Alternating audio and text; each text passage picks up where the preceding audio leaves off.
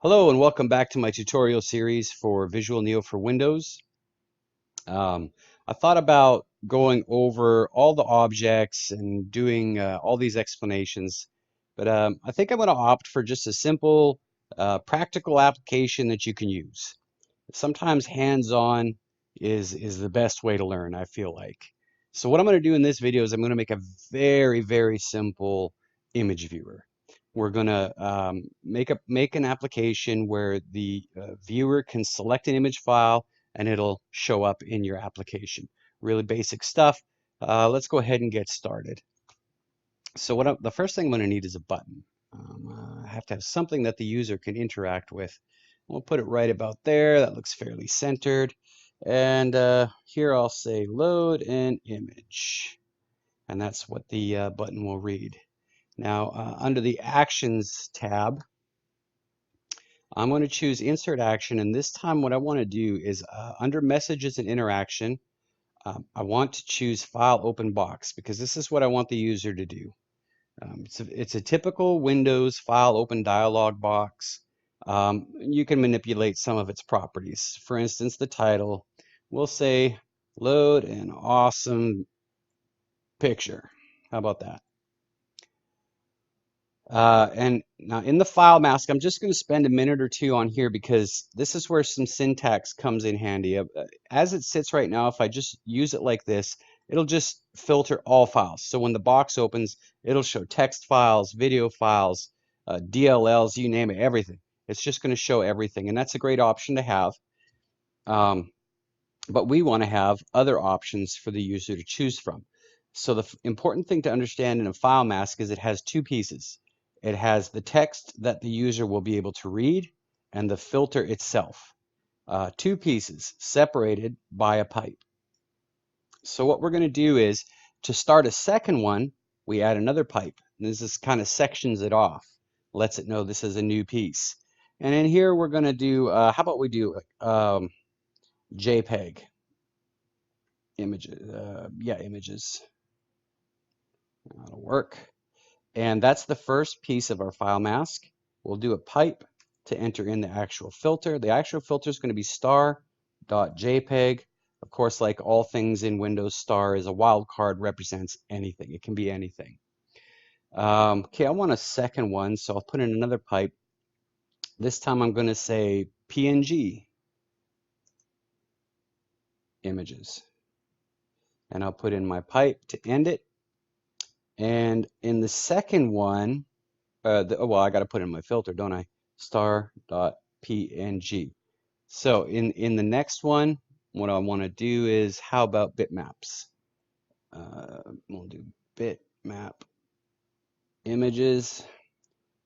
Put in our pipe and the filter star.bmp. And then I'm going to do one last one. And this one's just going to give you an example of some more syntax. So in here, I want to say all image files. Okay, we'll put in our pipe. Now, the filter itself, we're going to have multiple choices. So we know that we want to have, what did we start with? JPEGs. We all want to have star.jpg.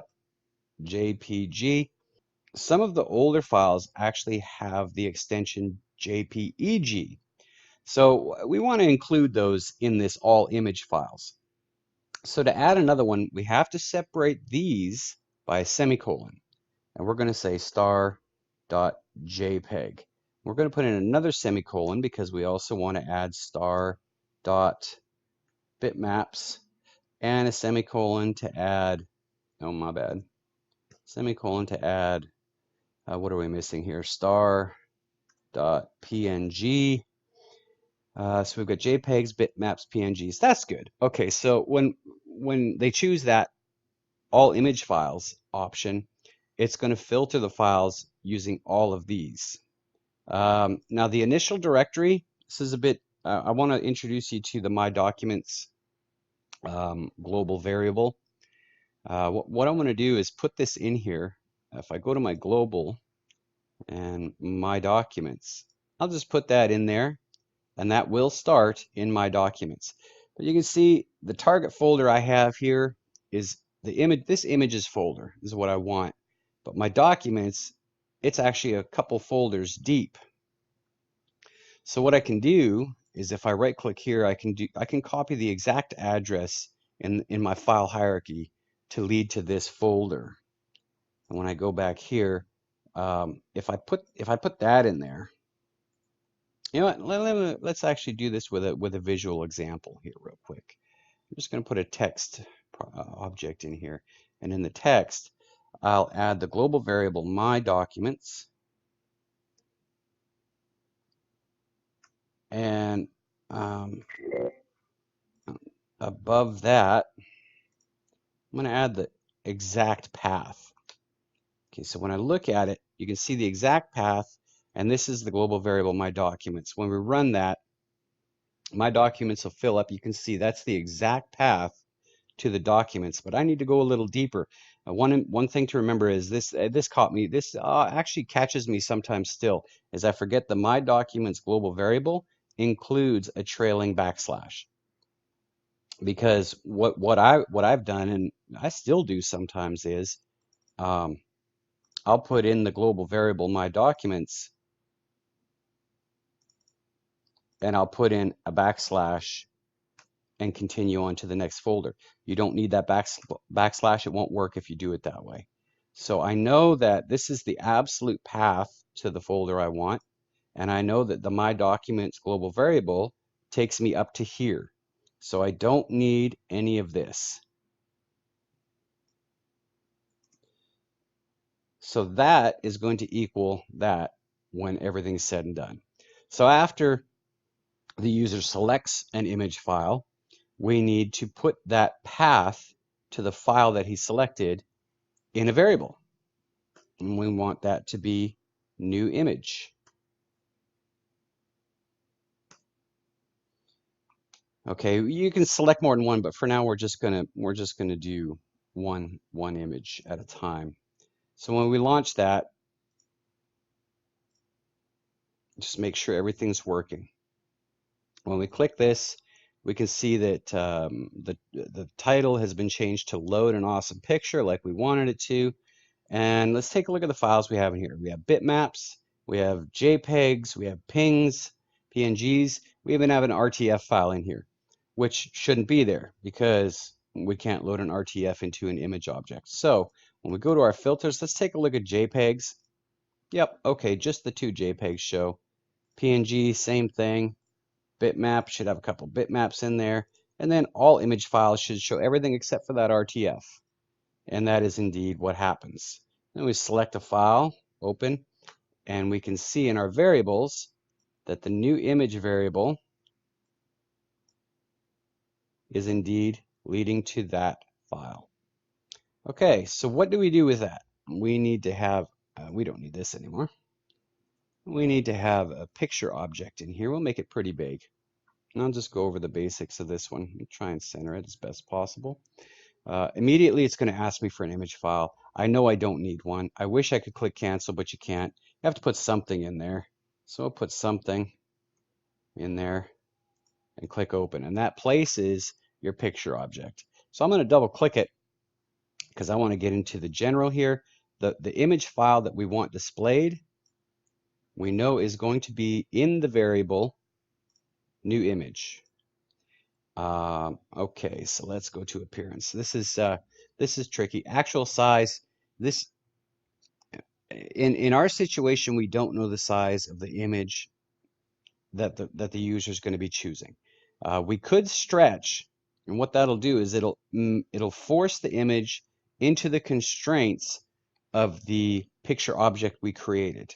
Whatever it's, I believe it's 768 by 504.